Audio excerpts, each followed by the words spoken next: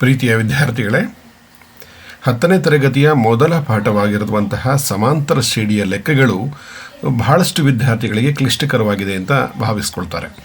ಆದರೆ ಈ ಪಾಠದಲ್ಲಿ ಅತ್ಯಂತ ಸುಲಭವಾಗಿ ನಾವು ಅಂಕಗಳನ್ನು ಪಡೆಯಬಹುದು, ಸುಲಭವಾಗಿ ಲೆಕ್ಕಗಳನ್ನು ಸಾಧಿಸಬಹುದು ಅನ್ನೋದಾದರೆ ಅತಿ ಮುಖ್ಯವಾಗಿ ನಮಗೆ ಬೇಕಾಗಿರುವುದು ಸೂತ್ರಗಳನ್ನು ಎಷ್ಟರ ಮಟ್ಟಿಗೆ ನೀವು ಕಲ್ತ್ಕೊಂಡಿರ್ತೀರಿ, ಯಾವ ಸಂದರ್ಭದಲ್ಲಿ ಯಾವ ಸೂತ್ರವನ್ನು ಬಳಸ್ತೀರಿ ಅನ್ನುವಂಥರ ಆಧಾರದ ಮೇಲೆ ಇಡೀ ಪಾಠದ ಎಲ್ಲ ಸಮಸ್ಯೆಗಳನ್ನು ಸುಲಭವಾಗಿ ಪರಿಹರಿಸಲು ಸಾಧ್ಯವಾಗುತ್ತೆ. ಆ ಕಾರಣಕ್ಕಾಗಿ ಈ ವಿಡಿಯೋನಲ್ಲಿ ನಿಮಗೆ ಒಂದು 10 ಲೆಕ್ಕಗಳನ್ನು ಸಾಲ್ವ್ ಮಾಡುವುದನ್ನು ಎಕ್ಸ್ಪ್ಲೈನ್ ಮಾಡಲಾಗಿದೆ. ಯಾವ ಸಂದರ್ಭದಲ್ಲಿ ಯಾವ ಸೂತ್ರವನ್ನು ಬಳಸಿದ್ರೆ ಸೂಕ್ತವಾಗಿ ನಾವು ಪರಿಹಾರವನ್ನು ಕಂಡುಹಿಡ್ಕೊಳ್ಬೋದು ಅನ್ನೋದು ಗೊತ್ತಾಗ್ತದೆ. ಆ ಕಾರಣಕ್ಕಾಗಿ ಈ ವಿಡಿಯೋದನ್ನು ಸೂಕ್ತವಾಗಿ ಗಮನಿಸ್ಕೊಳ್ಳಿ, ಗಮನ ಇಟ್ಟು ನೋಡ್ಕೊಳ್ಳಿ. ಯಾವ ಲೆಕ್ಕಗಳಿಗೆ ಯಾವ ಸೂತ್ರಗಳನ್ನು ಹಾಕೋದ್ರಿಂದ ನಮಗೆ ಲೆಕ್ಕದ ಪರಿಹಾರ ಸಿಗ್ತದೆ ಎಂದು ತುಂಬ ಸುಲಭವಾಗಿ ಗೊತ್ತಾಗ್ತದೆ. ಬನ್ನಿ ವಿದ್ಯಾರ್ಥಿಗಳೇ, ಈ 10 ಲೆಕ್ಕಗಳನ್ನು ಗಮನವಿಟ್ಟು ನೋಡ್ಕೊಳ್ಳೋಣ, ಕಲ್ತ್ಕೊಳ್ಳೋಣ.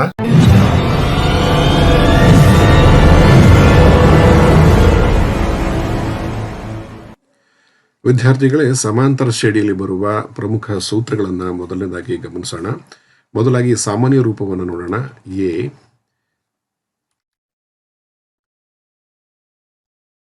ಎ ಕಾಮ ಎ ಪ್ಲಸ್ ಡಿ ಕಾಮ ಎ ಪ್ಲಸ್ 2ಡಿ ಹೀಗೆ ಬರಿತಾ ಹೋದರೆ ಅತ್ಯಂತ ಕಡೆಯ ಪದವನ್ನು ನಾವು A plus N minus 1 into D ಅಂತ ಬರೀಬೋದು. ಇದು ಸಮಾಂತರ ಶ್ರೇಣಿಯ ಸಾಮಾನ್ಯ ರೂಪ ಅಂತ ನಾವು ಕರೀತೇವೆ. ಇದರ ಸೂತ್ರಗಳನ್ನು ಮೊದಲನೇದಾಗಿ ಬರ್ಕೊಳ್ಳೋದಾದರೆ ಸಮಾಂತರ ಶ್ರೇಣಿಯ ಸಾಮಾನ್ಯ ರೂಪದ ಕಡೆಯ ಪದವೇ ಮೊದಲ ಸೂತ್ರವಾಗಿರುತ್ತೆ. A N equals A plus N minus 1 into D ಅಂತ ಇರುತ್ತೆ. ಎರಡನೇ ಸೂತ್ರ ಸಾಮಾನ್ಯ ವ್ಯತ್ಯಾಸವನ್ನು ಕಂಡುಹಿಡಿಯುವ ಸೂತ್ರ. D equals A P minus A Q by P minus Q ಅಂತ ಇರುತ್ತೆ. ಈ ಸೂತ್ರವನ್ನು ಯಾವಾಗ ಬಳಸ್ಕೊಳ್ತೀವಿ ಅಂತಂದರೆ ಅನುಕ್ರಮವಲ್ಲದ ಪದಗಳನ್ನು ಕೊಟ್ಟಾಗ ಸಾಮಾನ್ಯ ವ್ಯತ್ಯಾಸ ಕಂಡುಹಿಡಿಯಿರಿ ಅಂತ ಹೇಳಿದ್ರೆ ಈ ಸೂತ್ರವನ್ನು ಬಳಸ್ಕೋಬೇಕು. ನೆಕ್ಸ್ಟ್ ಬರೋದು ಮೊತ್ತ ಕಂಡುಹಿಡಿಯುವ ಸೂತ್ರಗಳು. ಮೊದಲನೇದಾಗಿ S N equals N by 2 into 2a plus N minus 1 into D ಎನ್ನುವುದು ಒಂದು ಮೊತ್ತ ಕಂಡುಹಿಡಿಯುವ ಸೂತ್ರ. ಮತ್ತೊಂದು ಮೊತ್ತ ಕಂಡುಹಿಡಿಯುವುದು S N equals N by 2 into A plus A N ಅನ್ನುವಂಥದ್ದು ಮತ್ತೊಂದು ಸೂತ್ರ. ಇವೆರಡೇ ಸೂತ್ರವಲ್ಲದೆ ಬಹಳಷ್ಟು ಶಾರ್ಟ್ಕಟ್ಗಾಗಿ ಬಳಸುವಂತಹ ಸೂತ್ರಗಳು ಮತ್ತೊಂದೆರಡಿದೆ. S N equal to N square ಅನ್ನುವಂಥ ಸೂತ್ರ. ಇದು ಸಮಾಂತರ ಶ್ರೇಣಿಯು ಬರೀ ಬೆಸ ಸಂಖ್ಯೆಗಳು ಕೊಟ್ಟಿದ್ದಾಗ ಇದನ್ನು ನಾವು ತುಂಬ ಸುಲಭವಾಗಿ ಬಳಸ್ಕೊಳ್ಬೋದು. ಇನ್ನೊಂದು ಹಾಗೆಯೇ S N is equal to N into N plus 1. ಇದು ಕೂಡ ಮತ್ತೊಂದು ಸೂತ್ರ. ಸಮಸಂಖ್ಯೆಗಳು ಇದ್ದಾಗ ಅಂದರೆ 2, 4, 6, 8, 10, 12 ಈ ಥರ ಇದ್ದಾಗ ನಾವು S N is equal to N into N plus 1 ಇರುವಂತಹ ಸೂತ್ರವನ್ನು ಬಳಸ್ಕೊಂಡ್ರೆ ಬಹಳ ಸುಲಭವಾಗಿ ಅರ್ಥ ಆಗುತ್ತೆ. ಹಾಗೆ ನಂತರದಲ್ಲಿ ಬರುವಂತಹ ಮತ್ತೊಂದು ಸೂತ್ರ ಇದೆ. ಅದನ್ನು ಎಸ್ ಎನ್ ಅಂತಲೂ ಕರೀತಾರೆ ಅಥವಾ ಸಿಗ್ಮಾ ಎನ್ ಅಂತಲೂ ಕೂಡ ಕರೀತಾರೆ. Equals N into N plus 1 by 2. ಇದು ನಿರಂತರ ಸ್ವಾಭಾವಿಕ ಸಂಖ್ಯೆಗಳಿರಬೇಕು. ಅಂದರೆ 1ರಿಂದ 100ರವರೆಗೆ 50ರಿಂದ 200ರವರೆಗಿನ ಸಂಖ್ಯೆಗಳ ಮೊತ್ತ ಅಂದಾಗ ಈ ಸೂತ್ರವನ್ನು ಬಳಸ್ಕೊಳ್ಬೋದು. ಈ ಸೂತ್ರಗಳನ್ನು ಕೂಡ ಬಳಸ್ಕೊಂಡು ಮಾಡಬಹುದಾಗಿದೆ, ಇವುಗಳನ್ನು ಕೂಡ ಬಳಸ್ಕೊಂಡು ಮಾಡಬಹುದಾಗಿದೆ. ಆದರೆ ಇದು ಅತ್ಯಂತ ಹೆಚ್ಚು ಸೂಕ್ತವಾಗಿ ಬಹಳ ಶಾರ್ಟ್ಕಟ್ಟಲ್ಲಿ ನಮಗೆ ಸಿಗುತ್ತೆ. ಇನ್ನು ಕಡೆಯದಾದ ಸೂತ್ರ A equals A plus B by 2 ಇದೆ. ಈ ಸೂತ್ರವು ಸಮಾಂತರ ಶ್ರೇಣಿಯ ಯಾವುದೇ 2 ಪದಗಳ ಮಧ್ಯದ ಪದವನ್ನು ಕಂಡುಹಿಡಿಯಲಿಕ್ಕೆ ಬಳಸ್ಕೊಳ್ತೀವಿ. ಇಷ್ಟು ಸೂತ್ರಗಳನ್ನು ಇಟ್ಕೊಂಡು ನೀವು ಲೆಕ್ಕಗಳನ್ನು ಮಾಡೋದಾದರೆ ಬಹಳ ಸುಲಭವಾಗಿ ನಾವು ಇದರಿಂದ ಆನ್ಯುವಲ್ ಎಕ್ಸಾಮಲ್ಲಿ 5ರಿಂದ 6 ಅಥವಾ 7 ಮಾರ್ಕ್ಸ್ಗಳನ್ನು ನಾವು ಪಡ್ಕೊಳ್ಳಿಕ್ಕೆ ಸಾಧ್ಯ ಇರುತ್ತೆ. ಬನ್ನಿ ಈ ಒಂದು ಸಮಾಂತರ ಶ್ರೇಣಿಯ ಒಂದಷ್ಟು ಕೆಲವು ಲೆಕ್ಕಗಳನ್ನು ಮಾಡ್ತಾ ಪುನರಾವರ್ತನೆ ತಿಳ್ಕೊಳ್ಳೋಣ. ನಾವು ನೆಕ್ಸ್ಟ್ ಲೆಕ್ಕಕ್ಕೆ ಹೋಗೋಣ. ಮೊದಲನೇ ಲೆಕ್ಕ ಇಲ್ಲಿದೆ. 10 ಮತ್ತು 250ರ ನಡುವಿನ 4ರ ಗುಣಕಗಳ ಸಂಖ್ಯೆ ಎಷ್ಟು ಅಂತ ಇದೆ. 4ರ ಗುಣಕಗಳು ಅಂದರೆ ನಾವು ಆಡೋ ಭಾಷೆಯಲ್ಲಿ ಮಗ್ಗಿ ಅಂತ ಹೇಳ್ತೀವಲ್ಲ ಹಾಗೆ 10ರಿಂದ ಜಾಸ್ತಿ ಇರುವ 250ರ ಒಳಗೆ ಬರುವ 4ರ ಮಗ್ಗಿಯ ನಂಬರ್ಗಳು ಯಾವ್ಯಾವುದಿದೆ ಅನ್ನೋದು ನೋಡೋಣ. ಸೊ ನಿಮ್ಗೆ ಈಗಾಗಲೇ ಗೊತ್ತಿರುವ ಹಾಗೆ ಅದರ ಮೊದಲ ನಂಬರ್ಗಳು ಯಾವುದಿರುತ್ತೆ? 4ನೇ ಮಗ್ಗಿಲಿ 10 ಆದಮೇಲೆ ಬರುವಂಥದ್ದು ಅಂತಂದರೆ ಮೊದಲ ನಂಬರ್ ಬರೋದೆ 4 12 ಆದಮೇಲೆ ನೆಕ್ಸ್ಟು ಇದಕ್ಕೆ 4 ಸೇರಿಸ್ಕೋಬೇಕು. 4 3 12, 4 4 16, ಇಲ್ಲಿ 20 ಹೀಗೆ ಡ್ಯಾಶ್ ಅಂದರೆ 250ರ ಸಮೀಪದಲ್ಲಿರುವ 4ರ ಗುಣಕ ಯಾವುದು ಅಂದರೆ 248 ಆಯಿತು. ಹಾಗಾದರೆ ಈ 12ರಿಂದ 248ರವರೆಗೆ 4ರ ಗುಣಕಗಳಲ್ಲಿ ಎಷ್ಟು ಸಂಖ್ಯೆಗಳಿವೆ ಅಂತ ಕಂಡುಹಿಡಿಯಬೇಕು. ಸೊ ಈಗ ನಾವು ಇದೊಂದು ಸಮಾಂತರ ಶ್ರೇಣಿಯ ರೂಪದಲ್ಲಿ ಇದೆ ನೋಡಿ. 12, 16, 20 ಅಂದರೆ 4 ಹೆಚ್ಚಾಗ್ತಾ ಹೋಗ್ತಾ ಇದೆ. ಅಂದರೆ ಸಾಮಾನ್ಯ ವ್ಯತ್ಯಾಸ 4 ಇದೆ ಅಂತ ಆಯಿತು. ಹಾಗಾದರೆ ಮೊದಲನೇ ಪದವನ್ನು ಕಂಡುಹಿಡ್ಕೊಳ್ಳೋಣ. 12 ಸಾಮಾನ್ಯ ವ್ಯತ್ಯಾಸ ಕಂಡುಹಿಡಿಯೋಣ. 16 ಮೈನಸ್ 12 ಮುಂದಿನ ಪದದಿಂದ ಹಿಂದಿನ ಪದ ಕಳೆದ್ರೆ ಸಿಗುತ್ತೆ. ಹಾಗೂ ಕಡೆಯ ಪದ ಎಷ್ಟಿದೆ ಇಲ್ಲಿ? ಕಡೆಯ ಪದ an ಈಕ್ವಲ್ಸ್ 248 ಇದೆ. ಪ್ರಶ್ನೆ ಕೇಳಿರೋದೇನು? ಗುಣಕಗಳ ಸಂಖ್ಯೆ ಎಷ್ಟು ಅಂದರೆ ಎಷ್ಟು ಬಾರಿ ಗುಣಿಸ್ಕೊಂಡು ಬಂದಿದೆ ಅಂದರೆ ಎಷ್ಟು ಪದಗಳಿದೆ ಅಂತ ಅರ್ಥ ಆಗುತ್ತೆ. n is equal to question mark ಆಗುತ್ತೆ. ಸೊ ಕ್ವಶನ್ ಆನ್ಸರ್ ಮಾಡೋಣ. ಈಗ ಸೂತ್ರ an equals a plus n minus 1 into D. So an ಅನ್ನೋದು 248 ಇದೆ, a 12 ಆಯಿತು, ಪ್ಲಸ್ n ಗೊತ್ತಿಲ್ಲ ಕಂಡುಹಿಡಿಬೇಕಾಗಿದೆ n ಮೈನಸ್ 1, ಡಿ ಈಕ್ವಲ್ಸ್ 4 ಆಗುತ್ತೆ. ಸೊ ಕ್ಯಾಲ್ಕುಲೇಷನ್ ಪಾರ್ಟ್ ಮಾಡೋಣ. 248 equals 12 plus 4n minus 4. 248 248 equals 12ರಲ್ಲಿ 4 ಕಳೆದ್ರೆ ನಮಗೆ 8 ಸಿಗುತ್ತೆ, ಪ್ಲಸ್ 4n ಆಯಿತು. ಸೊ 8 ಪ್ಲಸ್ 4n ಈಕ್ವಲ್ಸ್ 248 ಆಯಿತು. ಸೊ ಮುಂದಕ್ಕೆ ಹೀಗೆ ಲೆಕ್ಕವನ್ನು ಮುಂದುವರಿಸ್ತಾ ಹೋಗೋಣ. 4n ಈಕ್ವಲ್ಸ್ 248 ಮೈನಸ್ 8 ಆಯಿತು. ಸೊ 4n ಈಕ್ವಲ್ಸ್ 248ಅಲ್ಲಿ ನಾವು 8ಅನ್ನು ಮೈನಸ್ ಮಾಡಿದ್ರೆ 240 ಆಗುತ್ತೆ. ಸೊ n ಈಕ್ವಲ್ಸ್ 240 ಬೈ 4 ಆಯಿತು. ಸೊ 4 1 4 4 24 0 ಉಳ್ಕೊಂತು, n ಈಕ್ವಲ್ಸ್ 60 ಆಯಿತು. ಸೊ ಒಟ್ಟು ಗುಣಕಗಳ ಸಂಖ್ಯೆ ಎಷ್ಟಾಗತ್ತೆ? 60 ಆಗುತ್ತೆ. ಈ ರೀತಿಯಾಗಿ ನಾವು ಒಂದು ಲೆಕ್ಕವನ್ನು ಹೇಗೆ ಓದ್ಕೋಬೇಕು, ಓದಿ ಅರ್ಥ ಮಾಡಿಕೊಂಡು ಆ ಲೆಕ್ಕವನ್ನು ಹೇಗೆ ಅಪ್ರೋಚ್ ಮಾಡಬೇಕು ಅಂದರೆ, ಆ ಕೊಟ್ಟಿರುವಂತಹ ಕ್ವಶನ್ಸಲ್ಲಿ ಏನೆಲ್ಲ ಡೇಟಾಗಳು ಕೊಟ್ಟಿದ್ದಲಾಗಿದೆ ನಮಗೆ ಅದನ್ನು ಫಸ್ಟ್ ಬರ್ಕೊಂಡು ಯಾವ್ದು ಕಂಡುಹಿಡಿಬೇಕು ಅಂತ ಗೊತ್ತಾಗ್ಬಿಟ್ರೆ ಅತ್ಯಂತ ಸುಲಭವಾಗಿ ನಾವು ಈ ಲೆಕ್ಕಗಳನ್ನು ಮಾಡಲಿಕ್ಕೆ ಸಾಧ್ಯ ಆಗುತ್ತೆ. ಸೊ ಈ ಲೆಕ್ಕ ಅರ್ಥ ಆಯಿತು ಅಂತ ಹೇಳ್ಕೊಂಡಿದ್ದೀನಿ. ನಾನು 2ನೇ ಲೆಕ್ಕಕ್ಕೆ ಹೋಗ್ತಾ ಇದ್ದೀನಿ. ಈಗ 2ನೇ ಪ್ರಶ್ನೆಯಲ್ಲಿ ಸಮಾಂತರ ಶ್ರೇಣಿ 3 8 13 ಎಕ್ಸೆಟ್ರಾ 253 ಇದರ ಕೊನೆಯಿಂದ ಆರಂಭಿಸಿ 20ನೇ ಪದ ಕಂಡುಹಿಡಿಯಿರಿ ಅಂತ ಇದೆ. ಅಂದರೆ ಪ್ರಾರಂಭದಿಂದ 20ನೇ ಪದ ಅಲ್ಲ, ಅದು ಕಡೆಯಿಂದ 20ನೇ ಪದವನ್ನು ಕಂಡುಹಿಡಿಯಬೇಕು. ಸೊ ಇದರಲ್ಲಿ ಕ್ವಶನ್ಸ್ ನೋಡಿ ಅರ್ಥ ಮಾಡ್ಕೊಳ್ಳೋಣ ಹೇಗೆ ಬರುತ್ತೆ ಅಂತೇಳಿ. ಇದರ ನೇರ ಶ್ರೇಣಿ ಬರ್ಕೊಳ್ಳೋಣ. 3 8 13 ಡ್ಯಾಶ್ 253 ಇದೆ. ಇದರಲ್ಲಿ ಸಾಮಾನ್ಯ ವ್ಯತ್ಯಾಸ ಎಷ್ಟಿದೆ? 8 ಮೈನಸ್ 3 ಈಕ್ವಲ್ಸ್ 5 ಇದೆ. ಅಂದರೆ ಸಾಮಾನ್ಯ ಶ್ರೇಣಿಯನ್ನು ಗಮನಿಸಿದಾಗ ಇದು ಏರಿಕೆ ಕ್ರಮದಲ್ಲಿ ಹೋಗ್ತಾ ಇದೆ. ಅಂದರೆ ಯಾವ ಸಮಾಂತರ ಶ್ರೇಣಿಗಳು ಏರಿಕೆ ಕ್ರಮದಲ್ಲಿ ಹೋಗ್ತಾ ಇದೆಯೋ ಅದು ಅದರ ಸಾಮಾನ್ಯ ವ್ಯತ್ಯಾಸ ಯಾವಾಗಲೂ ಧನಾತ್ಮಕವಾಗಿ ಇರುತ್ತೆ. ನಮಗೆ ಇದನ್ನು ರಿವರ್ಸ್ ಆಗಿ ಕೇಳ್ತಾ ಇದ್ದಾರೆ. ರಿವರ್ಸ್ ಆಗಿ ಬರೀಬೇಕು, ಹಿಂದಿನಿಂದ ಆರಂಭಿಸಬೇಕು ಅಂತಂದರೆ ಸಾಮಾನ್ಯ ವ್ಯತ್ಯಾಸನ ಏನು ಮಾಡಬೇಕಾಗತ್ತೆ? ನಾವು ಮೈನಸ್ ಮಾಡ್ಕೋಬೇಕಾಗತ್ತೆ. ಸೊ ಅದರಿಂದ ಹಿಂದಿನಿಂದ ಬರೀಬೇಕು ಅಂದಾಗ ಮೊದಲನೇ ಪದ 253 ಆಗತ್ತೆ. ಹಾಗಾದ್ರೆ ಅದರ ಹಿಂದಿನ ಪದ ಎಷ್ಟಾಗತ್ತೆ? 248 ಆಗತ್ತೆ. ಅದರಿಂದ ಹಿಂದಿನ ಪದ 243 ಆಗತ್ತೆ. ಹೀಗೆ ಬರೀತಾ ಬಂದರೆ ಕಡೆಯಲ್ಲಿ ನಮಗೆ 13 8 3 ಅಂತ ಆಗತ್ತೆ. ಈಗ ನಾವು ಕಂಡುಹಿಡಿಯಬೇಕಾಗಿರುವಂತಹ 20ನೇ ಪದ ಈ ಶ್ರೇಣಿಗೆ ಆಗಿರುತ್ತೆ. ಅಂದರೆ ಈ ಮೇಲಿನ ಶ್ರೇಣಿಯನ್ನು ಕ್ವಶನ್ನಲ್ಲಿ ಕೊಟ್ಟಿರುವಂಥ ಶ್ರೇಣಿನ ರಿವರ್ಸ್ ಆಗಿ ಬರೆದಾಗ ಆಗತ್ತೆ ಅಂತ ಹೇಳಿ ಕೇಳಲಾಗಿದೆ. ಸೊ ಇದಕ್ಕೆ ಲೆಕ್ಕಗಳನ್ನು ಮಾಡೋಣ. a ಈಕ್ವಲ್ಸ್ 253, ಡಿ ಈಕ್ವಲ್ಸ್ ಇದು ಇಳಿಕೆ ಕ್ರಮದಲ್ಲಿರೋದ್ರಿಂದ ಅದೇ ಶ್ರೇಣಿಯನ್ನು ರಿವರ್ಸ್ ಬರೆದಿರೋದ್ರಿಂದ ನಮಗೆ ಗೊತ್ತಿದೆ ಮುಂಚೆ ಎಷ್ಟು ಬರ್ತಾ ಇತ್ತು, ಅದರಲ್ಲಿ ನೆಗೆಟಿವ್ ಅಲ್ಲಿ ಬರುತ್ತೆ, ಮೈನಸ್ ಅಲ್ಲಿ ಬರುತ್ತೆ ನಮಗೆ.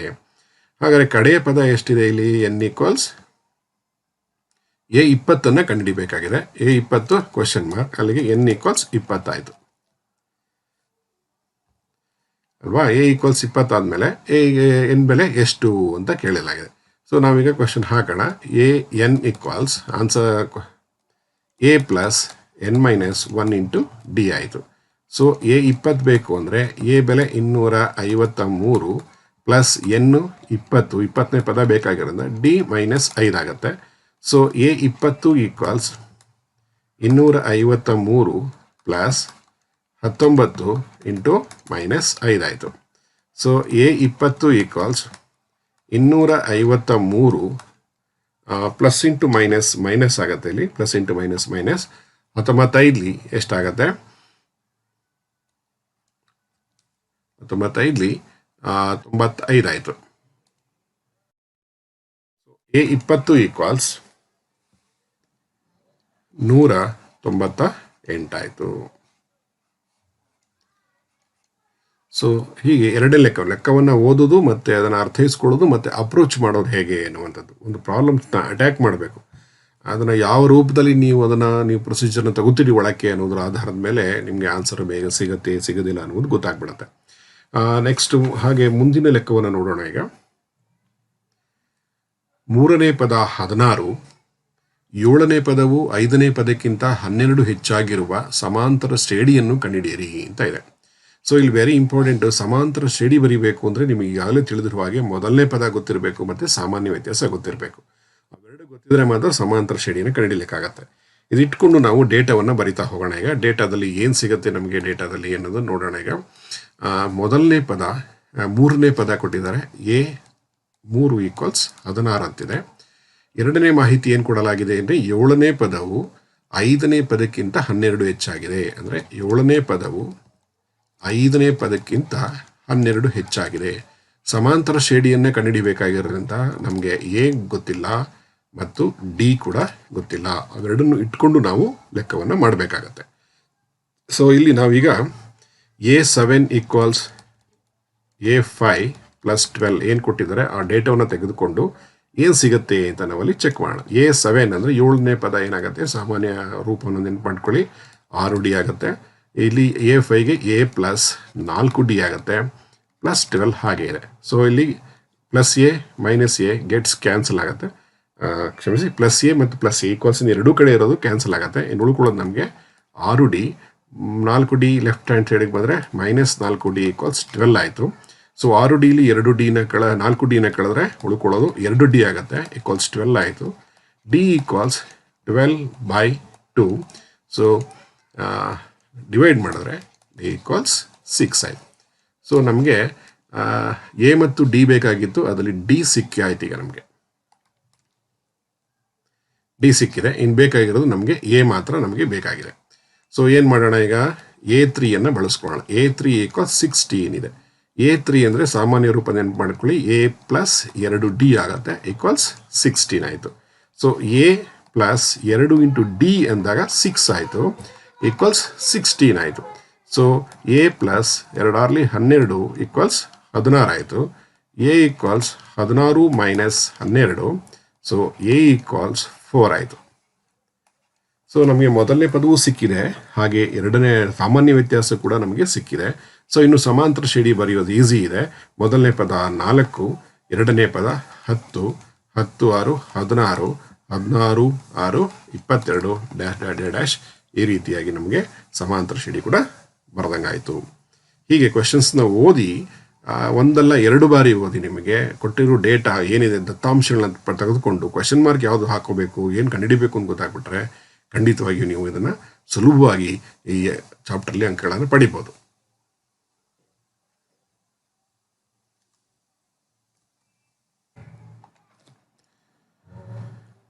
ಮುಂದಿನ ಲೆಕ್ಕಕ್ಕೆ ಬರೋಣ ವಿದ್ಯಾರ್ಥಿಗಳೇ. 4ನೇ ಲೆಕ್ಕ 3, 15, 27, 39 ಎಕ್ಸೆಟ್ರಾ ಈ ಸಮಾಂತರ ಶ್ರೇಣಿಯ ಯಾವ ಪದವು ಅದರ 54ನೇ ಪದಕ್ಕಿಂತ 132 ಹೆಚ್ಚಾಗಿದೆ ಅಂತ ಸ್ವಲ್ಪ ಟ್ವಿಸ್ಟ್ ಮಾಡೋದಾಗಿ ನಮಗೆ ಅನಿಸುತ್ತೆ.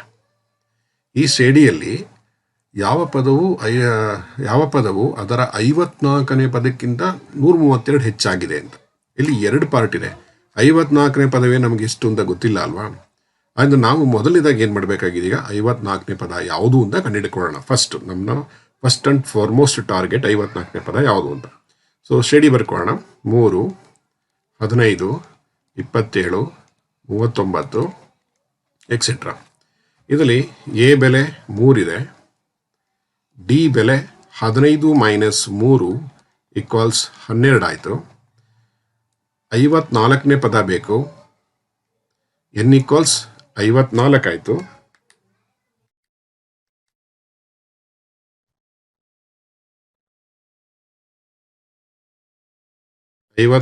ನೇ ಪದ ಬೇಕಾಗಿದೆ. 54 ಅಂದರೆ 54ನೇ ಪದ ಎಷ್ಟು ಅಂತ ಬೇಕೀಗ. ಸೊ ಈಗ 54ನೇ ಪದವನ್ನು ಕಂಡುಹಿಡ್ಕೊಳ್ಳೋಣ. AN = A + n - 1 × D.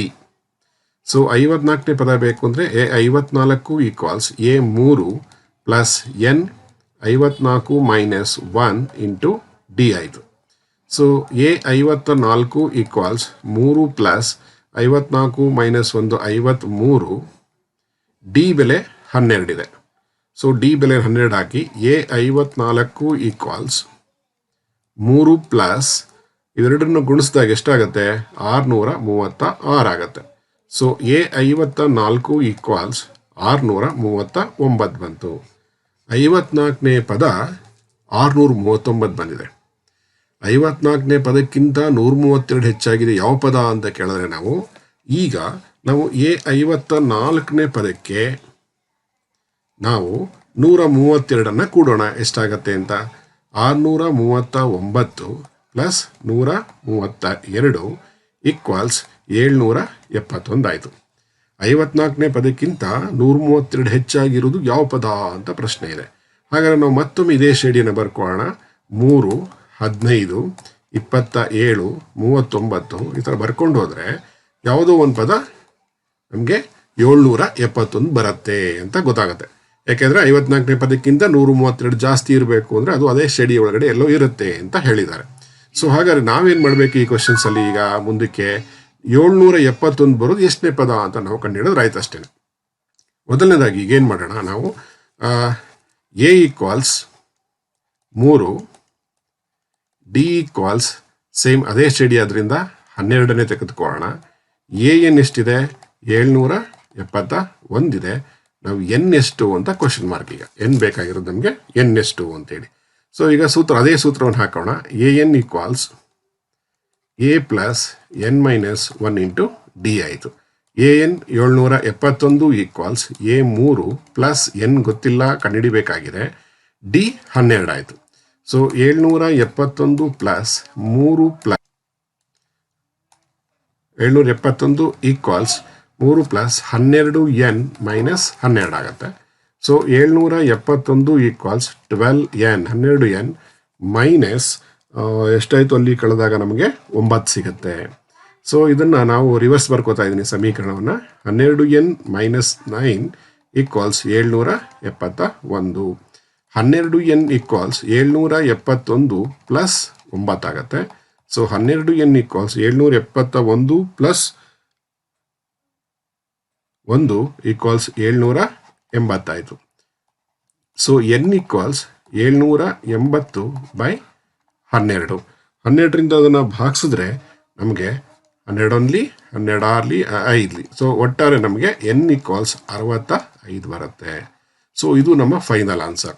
ಅಂದರೆ ಈ ಸಮಾಂತರ ಶ್ರೇಣಿಯಲ್ಲಿ ನಮಗೆ ಹೇಳ್ಕೊಟ್ಟ ಹಾಗೆ ಅಲ್ಲಿ ತೋರಿಸಿರುವ ಹಾಗೆ 54ನೇ ಪದಕ್ಕಿಂತ 132 ಜಾಸ್ತಿ ಇರುವ ಪದ ಯಾವಷ್ಟೇ ಪದ ಅದು ಅಂದರೆ 65ನೇ ಪದ. ಅಂದರೆ 3, 15, 27, 39 ಈ ಸಮಾಂತರ ಶ್ರೇಣಿಯಲ್ಲಿ ಮುಂದಕ್ಕೆ ಹೋಗ್ತಾ ಇದ್ದಾಗ 65ನೇ ಪದ ಎಷ್ಟು ಬರುತ್ತೆ ಅಂದರೆ 132 ಬರುತ್ತೆ ಎನ್ನುವ ಅರ್ಥ. ಲೆಕ್ಕಕ್ಕೆ ಬರೋಣ ಪ್ರೀತಿಯ ವಿದ್ಯಾರ್ಥಿಗಳೇ.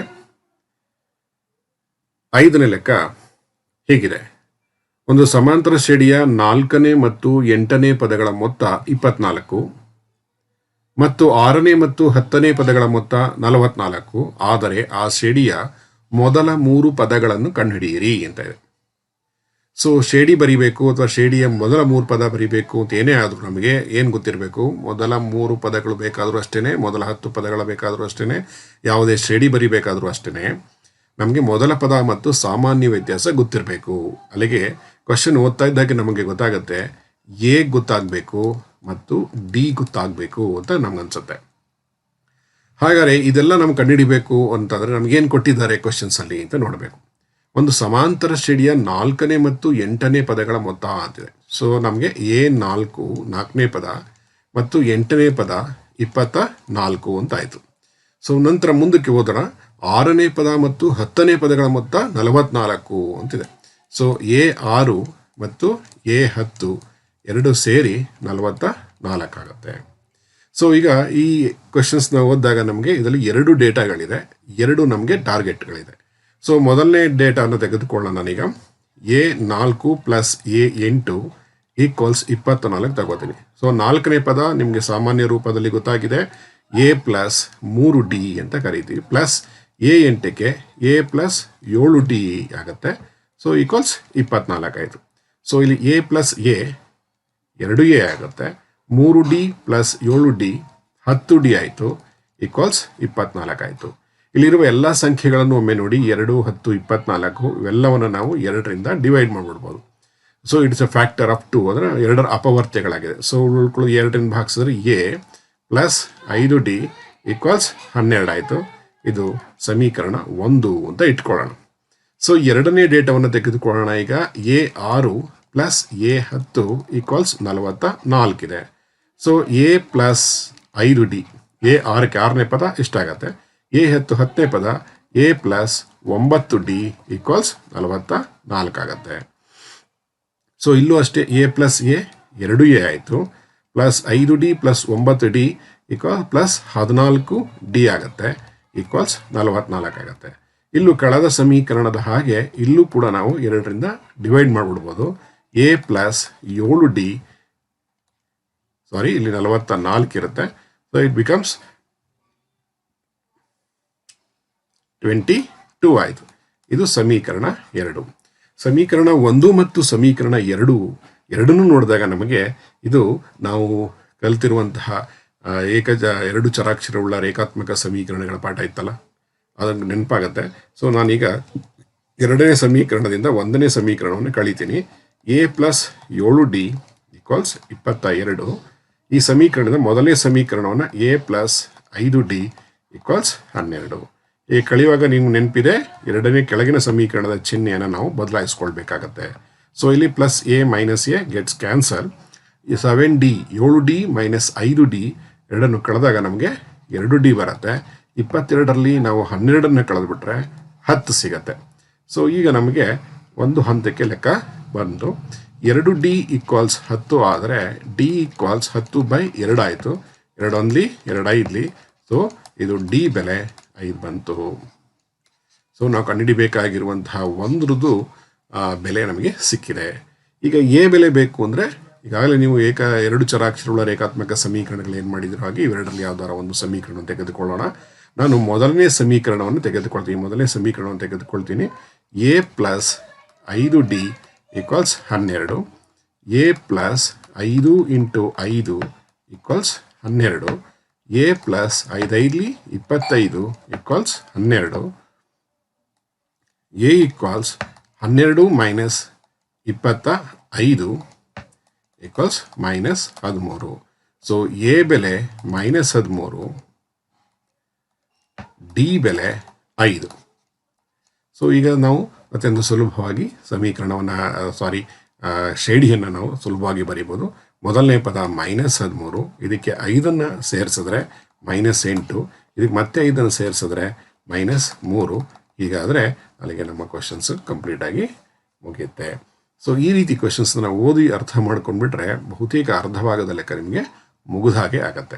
ಈಗ ನಂತರದ ಮುಂದಿನ ಲೆಕ್ಕಕ್ಕೆ ಹೋಗೋಣ. 6ನೇ ಲೆಕ್ಕ. A equals 5, D equals 3, N equals 50 ಆದರೆ ಎನ್ ಮತ್ತು SNಗಳನ್ನು ಕಂಡುಹಿಡಿಯಿರಿ ಅಂತ ಇದೆ. ಇದು ಅತ್ಯಂತ ಸುಲಭವಾಗಿರುವಂಥ ನೇರ ಕ್ವೆಶನ್ ಇದೆ. ಇದರಲ್ಲಿ ಯಾವುದೂ ಟ್ವಿಸ್ಟ್ ಇಲ್ಲ. ನೇರ ಸೂತ್ರವನ್ನು 2 ಸೂತ್ರಗಳನ್ನು ಬಳಸೋದು, ಲೆಕ್ಕವನ್ನು ಮಾಡೋಣ ಈಗ. ಸೊ ಎ ಬೆಲೆ 5 ಡೇಟಾಗಳನ್ನು ಬರ್ಕೊಂಬೋಣ. ಎ ಈಕ್ವಲ್ಸ್ 5 ಇದೆ, ಡಿ ಈಕ್ವಲ್ಸ್ 3 ಇದೆ, ಎನ್ ಕಡೆಯ ಪದ 50 ಕೊಟ್ಟಿದ್ದಾರೆ, ಎನ್ ಬೆಲೆ ಎಷ್ಟಿದೆ ಮತ್ತು SN ಎಷ್ಟಿದೆ ಅಂತ ಕಂಡುಹಿಡಿಯಬೇಕಷ್ಟೇ. ಸೊ ಮೊದಲ ಸೂತ್ರವನ್ನು ಬರ್ಕೊಳ್ಳೋಣ. N equals A plus N minus 1 × D ಆಯಿತು. ಸೊ ಇಲ್ಲಿ ನಮಗೆ ಎನ್ ಅಂದರೆ 50 ಇದೆ, ಎ ಬೆಲೆ 5, ಎನ್ ಬೇಕಾಗಿದೆ ಕಂಡುಹಿಡಿಬೇಕು, ಡಿ ಬೆಲೆ 3 ಕೊಟ್ಟಿದ್ದಾರೆ. So 50 equals 5 plus 3n minus 3 ಆಯಿತು. ಸೊ 50 ಈಕ್ವಲ್ಸ್ 5, 5ರಲ್ಲಿ 3ನ್ನು ಕಳೆದ್ರೆ ನಿಮಗೆ 2 ಸಿಗತ್ತೆ. 2 ಪ್ಲಸ್ 3n ಆಯಿತು. ನೆಕ್ಸ್ಟ್ 2 ಪ್ಲಸ್ 3n ಈಕ್ವಲ್ಸ್ 50 ಆದರೆ 3n ಈಕ್ವಲ್ಸ್ 50 ಮೈನಸ್ 2 ಆಯಿತು. So 3n equals 48, N equals 48/3, 3 1 3 16, N equals 16 ಸಿಕ್ತು. ಸೊ ನಮಗೆ ಮೊದಲ ಡೇಟಾ ಏನು ಬಳಸ್ಕೊಂಡು ನಾವು ಮೊದಲ ಟಾರ್ಗೆಟ್ ಏನಿದೆ ಅಂತ ಕಂಡುಹಿಡ್ಕೊಂಡಾಗಿದೆ. ಈಗ ನಮಗೆ ಬೇಕಾಗಿರೋದು ನಂತರ ಎರಡನೆಯದು ಎಸ್ ಎಂದು. ಸೊ ಎಸ್ ಎನ್ನಲ್ಲಿ ಮತ್ತೆ ನಾವು ಡೇಟಾಗಳು ಬರ್ಕೊಳ್ಳೋಣ. ಎ ಈಕ್ವಲ್ಸ್ 5 ಇದೆ, ಎ ಎನ್ 50 ಇದೆ, ಎನ್ ಬೆಲೆ 16 ಇದೆ. ನಮಗೆ ಎಸ್ ಎನ್ ಅಂದರೆ ಎಸ್ 16 ಎಷ್ಟು ಅಂತ ಬೇಕು. ಇದರಲ್ಲಿ ಎರಡು ಥರ ಸೂತ್ರಗಳಿದೆ. S N equals N by 2 into 2 A plus N minus 1 into ಡಿನೂ ಇದೆ. ಹಾಗೆ ಎರಡನೇ ಸೂತ್ರ S N is equal to N by 2 into A plus A N ಕೂಡ ಇದೆ. ಇವೆರಡರಲ್ಲಿ ಯಾವ ಸೂತ್ರವನ್ನು ಬಳಸ್ಬೋದು? ಅದು ಎರಡನೇ ಸೂತ್ರ ಬಹಳ ಅತ್ಯಂತ ಸುಲಭವಾಗಿರ್ತಕ್ಕಂಥ ಸೂತ್ರ, ಇದೇ ಬೆಟರ್ ಅಂತ ಅಂದ್ಕೊಳ್ತೀನಿ. S N equals N by 2 equals A plus A N ಅಂತ ಇದೆ. So S 16 equals 16 by 2 into A 5 ಇದೆ, ಇದು ಕಡೆಯ ಪದ ಎ ಎನ್ 50 ಇದೆ. ಇಲ್ಲಿ ಕಂಡುಹಿಡ್ಕೊಂಡಿದ್ದೀವಿ, ಅದನ್ನು ಹಾಕೋಣ. ಸೊ ಇಲ್ಲೊಂದು ಎರಡೊಂದ್ಲಿ 2 8 16. ಎಸ್ 16 ಈಕ್ವಲ್ಸ್ 8 ಇಂಟು 55 ಬಂತು. ಸೊ 8 ಇಂಟು 55, ಎಸ್ 16 ಈಕ್ವಲ್ಸ್ 8 40 44 ಆಯಿತು. ಸೊ ಎಸ್ 16 ಈಕ್ವಲ್ಸ್ ನಮಗೆ 440 ಸಿಕ್ತು. ಅಂದರೆ ಈ ಕ್ವಶನ್ಸಲ್ಲಿ ಟಾರ್ಗೆಟ್ ಏನು? ನಮಗೆ ಪದಗಳ ಸಂಖ್ಯೆ ಏನು ಕಂಡುಹಿಡಿಯೋದು ಮತ್ತು ಮೊತ್ತ ಕಂಡುಹಿಡಿಯೋದು ಎರಡೂ ಕೂಡ ಕಂಡುಹಿಡಿದಾಗಿದೆ. ಮುಂದಿನ ಲೆಕ್ಕಕ್ಕೆ ಹೋಗೋಣ.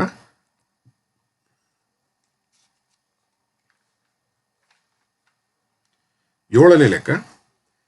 ಮೊತ್ತ 636 ಸಿಗಬೇಕಾದ್ರೆ 9, 17, 25 ಎಕ್ಸೆಟ್ರಾ ಈ ಸಮಾಂತರ ಶ್ರೇಣಿಯ ಎಷ್ಟು ಪದಗಳನ್ನು ತೆಗೆದುಕೊಳ್ಬೇಕಾಗತ್ತೆ ಅಂತ. ಇದ್ರ ಮೊತ್ತ ಸಿಗಬೇಕಾದ್ರೆ, ಈ ಸಮಾಂತರ ಶ್ರೇಣಿಯ ಮೊತ್ತ ನಮಗೆ ಸಿಗಬೇಕಾದ್ರೆ ಎಷ್ಟು ತಗೊಳ್ಬೇಕಾಗತ್ತೆ ಅಂತ ಇದೆ. ಸೊ ಅಲ್ಲಿ ಈ ಶ್ರೇಣಿಯನ್ನು ಈ ಥರ ಬರ್ಕೋಬೋದು ನೋಡಿ. 9, 17, 25 ಡ್ಯಾಶ್ ಈಕ್ವಲ್ಸ್ 636. ಅಂದರೆ ಈ ಸಮಾಂತರ ಶ್ರೇಣಿಯನ್ನು ಎಷ್ಟು ಪದಗಳನ್ನು ಕೂಡಿದ್ರೆ 636 ಆಗುತ್ತೆ ಅಂತ ಇಲ್ಲಿ ಕ್ವಶನ್ ನೇರವಾಗಿದೆ. So A equals 9, D equals 17 minus 9 equals 8. ಮೊತ್ತ ಕೊಟ್ಟಿದ್ದಾರೆ ಎಸ್ ಎನ್ ಈಕ್ವಲ್ಸ್ 636. ಸೊ ಎಷ್ಟು ಪದಗಳು ಅಂದರೆ ಎನ್ಗೆ ಕ್ವಶನ್ ಮಾರ್ಕ್ ಹಾಕಬೇಕು. ಸೊ ಇಲ್ಲಿ ಕ್ವಶನ್ಸು ನಾವು ಬಳಸಬೇಕಾಗಿರುವಂಥ ಸೂತ್ರ A D N S N ಇರುವ ಸೂತ್ರ ಯಾವುದು? ಎಸ್ ಮೊದಲ ಮೊತ್ತ ಕಂಡುಹಿಡಿಯುವ ಸೂತ್ರ S N equals N by 2 into 2a plus N minus 1 into D. ಈ ಸೂತ್ರವನ್ನು ಬಳಸಿ ನಮಗೆ ಮಾಡಿದ್ರೆ ಅತ್ಯಂತ ಸುಲಭವಾಗಿ ನಮಗೆ ಉತ್ತರ ಸಿಗುತ್ತೆ. ಸೊ ಎಸ್ ಎನ್ ಮೊತ್ತ ಎಷ್ಟಿದೆ? 636 ಇದೆ. ಎನ್ ಬೆಲೆ ಎಷ್ಟಿದೆ ಗೊತ್ತಿಲ್ಲ, ಕಂಡುಹಿಡಿಯಬೇಕಾಗಿದೆ. ಸೊ 2a ಬೆಲೆ 9 ಇದೆ, ಪ್ಲಸ್ ಎನ್ ಗೊತ್ತಿಲ್ಲ, ಕಂಡುಹಿಡಿಬೇಕು. ಡಿ 8 ಇದೆ. ಸೊ ಸಬ್ಸ್ಟಿಟ್ಯೂಷನ್ ಎಲ್ಲ ಆಗಿದೆ. ಇನ್ನು ಕ್ಯಾಲ್ಕುಲೇಷನ್ ಪಾರ್ಟ್ಗೆ ಹೋಗೋಣ. 636 equals N by 2 into 9 18 plus 8n minus 8. Calculation ಪಾರ್ಟ್ನ ಗಮನಿಸ್ತಾ ಹೋಗಿ ಮಕ್ಕಳ. 636 equals N by 2 into 8n, 18 8 ಕಳೆದ್ರೆ ಪ್ಲಸ್ 10 ಉಳಿಯುತ್ತೆ. 636 ಈಕ್ವಲ್ಸ್ ಎನ್ ಬೈ 2 ಇಂಟು ಇದರಲ್ಲಿ 2 ಕಾಮನ್ ತೆಗಿತೀನಿ. ಸೊ 4n ಪ್ಲಸ್ 5 ಉಳಿಯಿತು. ಸೊ ಎರಡೊಂದ್ಲಿ ಕ್ಯಾನ್ಸಲ್ ಆಯಿತು. ಇನ್ನು ಉಳ್ಕೊಳ್ಳೋದು 636 equals N into 4n plus 5 ಆಯಿತು. 636 equals 4n square plus 5n ಅಂತ ಬರುತ್ತೆ. ಸೊ ಇದನ್ನು ಆದರ್ಶ ರೂಪದಲ್ಲಿ ಬರ್ಕೊಂಡ್ರೆ 4n square plus 5n minus 636 equals 0 ಅಂತ. ಸೊ ಈಗ ನಿಮಗೆ ವರ್ಗ ಸಮೀಕರಣದ ಅಪವರ್ತನ ವಿಧಾನ ನಿಮಗೆ ನೆನಪಿದೆ ಅಂದ್ಕೊಳ್ತೀನಿ. ಅದರಲ್ಲಿ ನಾವು ಇದಕ್ಕೆ ಅಪವರ್ತನ ಬರ್ಕೊಳ್ಬೇಕು. ಹೇಗೆ ಬರ್ಕೊಳ್ಳೋದು? ಮೈನಸ್ 636ಕ್ಕೆ ಅದರ ಎನ್ ಸ್ಕ್ವೇರ್ಗೆ ಬರ್ಕೊಳ್ಳೋದಾದರೆ ಇದಕ್ಕೆ ಪ್ಲಸ್ 53n ಮತ್ತು ಇದಕ್ಕೆ ಮೈನಸ್ 48n ಅಂತ ಬರುತ್ತೆ. So 4n square plus 53n minus 48n minus 636 equals 0. ಇಲ್ಲಿ 2 ಗುಂಪು ಮಾಡಿ ಅಪವರ್ತಿಸ್ಕೋಬೇಕು. ಇಲ್ಲಿ ನಾವು ಎನ್ನನ್ನು ಕಾಮನ್ ತೆಗೆಯೋದಾದರೆ 4n ಪ್ಲಸ್ 53 ಆಗುತ್ತೆ. ಇಲ್ಲಿ ಮೈನಸ್ 12 ಕಾಮನ್ ತೆಗೆಯೋದಾದರೆ 4n ಪ್ಲಸ್ 53 ಆಗುತ್ತೆ. ಮತ್ತೆ ಇವೆರಡನ್ನೂ ಸೇರಿಸಿ ನಾವು ಮತ್ತೆ ಅಪವರ್ತನ ಗುಂಪು ಮಾಡಿ ಅಪವರ್ತಿಸೋದು ಗೊತ್ತಿದೆಯಲ್ಲ, ಹಾಗೆ 4n ಪ್ಲಸ್ 53ನ್ನ ಕಾಮನ್ ತೆಗೆದ್ರೆ ನಮಗೆ ಉಳ್ಕೊಳ್ಳೋದು n ಮೈನಸ್ 12 ಈಕ್ವಲ್ಸ್ 0 ಆಗುತ್ತೆ. ಸೊ ಇಲ್ಲಿ ನಾವು ಬಿಡಿಸೋದಾದರೆ ಇದನ್ನು ಬಿಡಿಸಿದಾಗ n ಈಕ್ವಲ್ಸ್ -53/4 ಬರುತ್ತೆ. ಇಲ್ಲಿ n ಈಕ್ವಲ್ಸ್ 12 ಬರುತ್ತೆ. ಸೊ ಇವೆರಡರಲ್ಲಿ ಯಾವುದು ಉತ್ತರ ತೆಗೆದುಕೊಳ್ಬೇಕಾಗಿದೆ ನಾವು ಅಂತಂದರೆ, ನಮಗೆ ಪೂರ್ಣ ಸಂಖ್ಯೆಯ ಉತ್ತರ ಬರಬೇಕು. ಎಷ್ಟು ಸಂಖ್ಯೆಗಳನ್ನು ಎಣಿಸುವ ಸಂದರ್ಭಗಳಲ್ಲಿ ಬರುವಂಥದ್ದು ಯಾವಾಗಲೂ ಧನಾತ್ಮಕ ಸಂಖ್ಯೆ ಆಗಿರಬೇಕು. ಇಲ್ಲಿ ಋಣಾತ್ಮಕ ಬಂದಿರೋದ್ರಿಂದ ಇದನ್ನು ನಾವು ತೆಗೆದುಕೊಳ್ಳೋಕ್ಕಾಗಲ್ಲ. ಸೊ n ಈಕ್ವಲ್ಸ್ 12 ಅನ್ನೋದು ಉತ್ತರ ಆಗಿರುತ್ತೆ. ಫೈನಲ್ ಉತ್ತರ n ಈಕ್ವಲ್ಸ್ 12 ಆಗಿದೆ.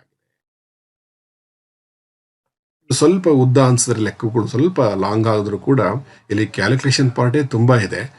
ಬಳಸಬೇಕಾಗಿರೋ ಸೂತ್ರ ಯಾವುದು ಅಂತ ತಿಳ್ಕೊಂಡು ಅಟ್ಲೀಸ್ಟ್ ಅದು ಸಬ್ಸ್ಟಿಟ್ಯೂಷನ್ ಮಾಡಿ ಮುಂದಕ್ಕೆ ಲೆಕ್ಕಗಳು ಸ್ಟೆಪ್ ಬೈ ಸ್ಟೆಪ್ ತಗೊಂಡು ಹೋಗ್ತಾ ಇದ್ರೆ ಆಟೋಮೆಟಿಕ್ ಆಗಿ ನಿಮಗೇ ಗೊತ್ತಿಲ್ಲದ ಹಾಗೆ ಉತ್ತರ ಬಂದು ಕೂತ್ಕೊಳ್ಳುತ್ತೆ.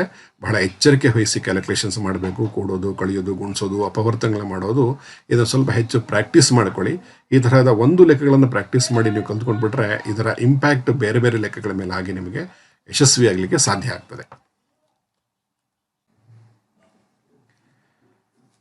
8ನೇ ಲೆಕ್ಕ ವಿದ್ಯಾರ್ಥಿಗಳೇ, 6ರಿಂದ ಭಾಗಿಸಲ್ಪಡುವ ಮೊದಲ 40 ಧನಾತ್ಮಕ ಪೂರ್ಣಾಂಕಗಳ ಮೊತ್ತವೇನು? ಸೊ ಹಿಂದೆ 4ರ ಗುಣಲಕಗಳನ್ನು ಕೇಳಿದ್ವಲ್ಲ, ಹಾಗೆ ಅಲ್ಲಿ ಪದಗಳನ್ನು ಕೇಳಲಾಗಿತ್ತು. ಇಲ್ಲಿ ಮೊತ್ತ ಕೇಳಲಾಗ್ತಾ ಇದೆ. 6ರಿಂದ ಭಾಗಿಸಲ್ಪಡುವ ಮೊದಲ 40 ಧನಾತ್ಮಕ ಪೂರ್ಣಾಂಕಗಳ ಮೊತ್ತ ಅಂತ ಕೇಳಿದ್ದಾರೆ. ಸೊ ಹಾಗಾದರೆ ಇಲ್ಲಿ ನಾವು 2 ವಿಧಾನಗಳಿಂದ ಇದನ್ನು ಮಾಡಬಹುದಾಗಿದೆ. ಸಿಗ್ಮಾ ಎನ್ ಸೂತ್ರ ಬಳಸಿ ಕೂಡ ಇದನ್ನು ಮಾಡಬಹುದು, ಅಥವಾ ನೇರವಾಗಿ SN ಸೂತ್ರ ಬಳಸಿ ಕೂಡ ನಾವು ತುಂಬ ಸುಲಭವಾಗಿ ಮಾಡಬಹುದು. 6ರಿಂದ ಭಾಗಿಸಲ್ಪಡುವ ಮೊದಲ 40 ಧನಾತ್ಮಕ ಸಂಖ್ಯೆಗಳು ಅಂತಂದರೆ, ಧನ ಪೂರ್ಣಾಂಕಗಳು ಅಂತಂದರೆ 6ರ ಮಗ್ಗಿ ಅಂತ.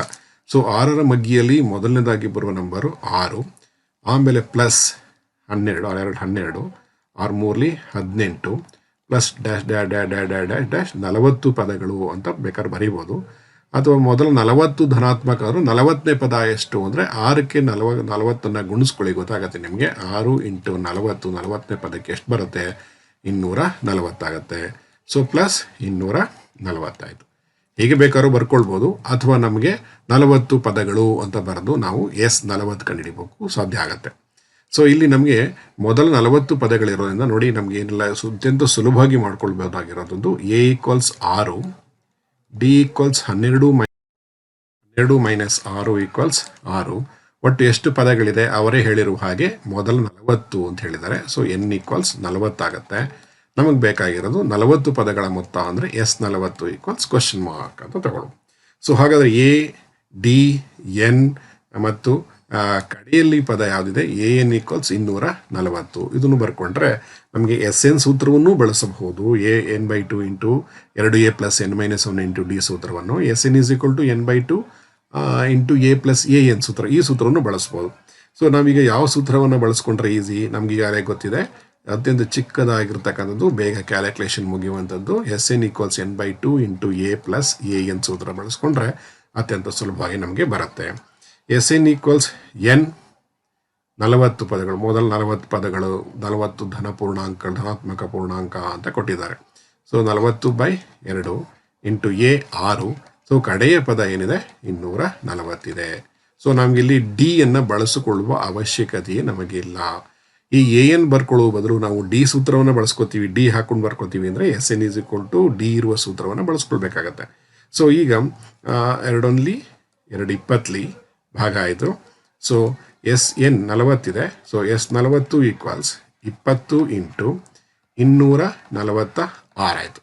ಸೊ S40 ಈಕ್ವಲ್ಸ್ 20 ಇಂಟು 246 ಗುಣಿಸಿದ್ರೆ 4920 ಆಯಿತು. ಸೊ ಇಲ್ಲಿ ಕ್ವಶನನ್ನು ಓದುವುದರಿಂದ ನಮಗೇನೋ ಬಹಳ ದೊಡ್ಡದಾಗಿದೆ ಅನಿಸುತ್ತೆ. ನೀವು ಸ್ವಲ್ಪ ಓದಿ ಅರ್ಥ ಮಾಡ್ಕೊಂಡ್ಬಿಟ್ರೆ ಮಕ್ಕಳ ಅತ್ಯಂತ ಸುಲಭವಾಗಿ ಸಿಗುತ್ತೆ. ಇವೆಲ್ಲವನ್ನೂ ಮಾಡಬೇಕಾದ್ರೆ ಅತಿ ಮುಖ್ಯವಾಗಿ ನಮಗೆ ಸೂತ್ರಗಳನ್ನು ತುಂಬ ಚೆನ್ನಾಗಿ ಇಟ್ಕೊಂಡಿರ್ಬೇಕು. ಹೇಗೆ ಜೀವನದಲ್ಲಿ ದುಡ್ಡಿದ್ರೆ ನಮಗೆ ಬಹಳ ಖುಷಿ ಸಿಗುತ್ತೋ, ಏನು ಬೇಕಾದ್ರೂ ಕೊಂಡ್ಕೊಳ್ಳಿಕ್ಕೆ ಸಾಧ್ಯ ಆಗುತ್ತೋ, ಏನೋ ಬೇಕಾದ್ರೂ ಹೋಗಿ ಮಾಡ್ಬೋದು ಅನಿಸುತ್ತೋ ನಿಮಗೆ, ಹಾಗೆ ನಿಮ್ಗೆ ಗಣಿತದಲ್ಲಿ ನಮಗೆ ಹೆಚ್ಚು ಸೂತ್ರಗಳನ್ನು ನೀವು ತಲೆಯೊಳಗಡೆ ಇಟ್ಕೊಂಡ್ಬಿಟ್ರೆ ಎಲ್ಲ ಕ್ವಶನ್ಸ್ಗಳನ್ನು ಅರ್ಥ ಮಾಡಿಕೊಂಡು ಸುಲಲಿತವಾಗಿ ನೀವೆಲ್ಲ ಪ್ರಾಬ್ಲಮ್ಸ್ಗಳನ್ನು ಸಾಲ್ವ್ ಮಾಡ್ಕೊಳ್ಳಿಕ್ಕೆ ಸಾಧ್ಯ ಆಗುತ್ತೆ. ಮುಂದಿನ ಲೆಕ್ಕಕ್ಕೆ ಹೋಗೋಣ ವಿದ್ಯಾರ್ಥಿಗಳೇ. ಒಂದು ಶಾಲೆಯ ವಿದ್ಯಾರ್ಥಿಗಳ ಸಮಗ್ರ ವಾರ್ಷಿಕ ನಿರ್ವಹಣೆಗಾಗಿ 7 ನಗದು ಬಹುಮಾನಕ್ಕಾಗಿ ರು 700ರ ಮೊತ್ತವನ್ನು ನೀಡಲಾಗಿತ್ತು. ಪ್ರತಿ ಬಹುಮಾನವು ಅದರ ಮುಂಚಿನ ಬಹುಮಾನಕ್ಕಿಂತ 20 ರು ಕಡಿಮೆ ಆದರೆ ಪ್ರತಿ ಬಹುಮಾನಗಳ ಮೌಲ್ಯ ಕಂಡುಹಿಡಿಯಿರಿ. ಈ ಪ್ರಶ್ನೆಯನ್ನು ಒಮ್ಮೆ ಅಲ್ಲ, 2 ಬಾರಿ ಅಲ್ಲ, 3 ಬಾರಿ ಓದಿ. ಕ್ವಶನ್ಸ್ ಬಹಳ ದೊಡ್ಡದಾಗಿದೆ ಅಂತ ಹೆದರ್ಕೊಳ್ಳೋ ಅವಶ್ಯಕತೆ ಇಲ್ಲ. ಬಹಳ ಸುಲಭವಾಗಿ ಈ ಕ್ವಶನ್ ಅನ್ನು ನಾವು ಅಪ್ರೋಚ್ ಮಾಡೋಕ್ಕೆ ಸಾಧ್ಯ ಆಗುತ್ತೆ. ಸೊ ಇಲ್ಲಿ ನಮಗೆ ಪ್ರತಿ ಬಹುಮಾನದ ಬೆಲೆ ನಮಗೆ 20 ರೂಪಾಯಿ ಕಡಿಮೆ ಆಗ್ತಾ ಇದೆ ಅಂದರೆ ಮೊದಲನೇ ಬಹುಮಾನ ಎಷ್ಟು ಅಂತ ನಮಗೆ ಗೊತ್ತಿರಬೇಕು. ಸೊ ಮೊದಲನೇ ಬಹುಮಾನ ನಮಗೆ ಗೊತ್ತಿಲ್ವಲ್ಲ, ಹಾಗಾದರೆ ಮೊದಲನೇ ಬಹುಮಾನ ಇದರ ಬೆಲೆ ಎಷ್ಟು ಅಂತ ಕಂಡುಹಿಡ್ಕೊಂಡ್ಬಿಟ್ರೆ ನಮಗೆ ತುಂಬ ಚೆನ್ನಾಗಿ ಉಳಿದಿದ್ದೆಲ್ಲವನ್ನು ಹೇಳ್ತಾ ಹೋಗ್ಬಿಡ್ಬೋದು. 20 ರೂಪಾಯಿ ಕಡಿಮೆ ಮಾಡ್ತಾ ಹೋಗ್ಬೋದು. ಹಾಗಾದರೆ ಮೊದಲನೇದು ಅಂದ ತಕ್ಷಣ ನಮ್ಮ ಲೆಕ್ಕಕ್ಕೆ ಸಂಬಂಧಪಟ್ಟಾಗಿ ಏನಂತ ತಿಳ್ಕೊಳ್ಬೇಕು ನಾವೀಗ? ಮೊದಲ ಪದ ಅಂತ ತಿಳ್ಕೊಳ್ಬೇಕು. ಹಾಗಾದರೆ ಮೊದಲ ಬಹುಮಾನದ ಬೆಲೆ ಏನಿದೆ ಅದನ್ನು ನಾವು ಎ ಅಂತ ಇಟ್ಕೊಳ್ಳೋದ್ರ ಬೆಲೆಯನ್ನು ಎ ಅಂತಲೇ ಇಟ್ಕೊಳ್ಳೋಣ. ಯಾಕೆಂದ್ರೆ ನಮಗೆ ಮೊದಲ ಪದ ಎ ಆಗಿರೋದ್ರಿಂದ ಮೊದಲ ಬಹುಮಾನದ ಬೆಲೆ ರು ಎ ಆಗಿರಲಿ ಅಲ್ವಾ. ಮೊದಲನೇದು ಎ ಆದರೆ ಹಾಗೆ ಮೊದಲ ಪದ ಏನೇ ಆಯಿತು.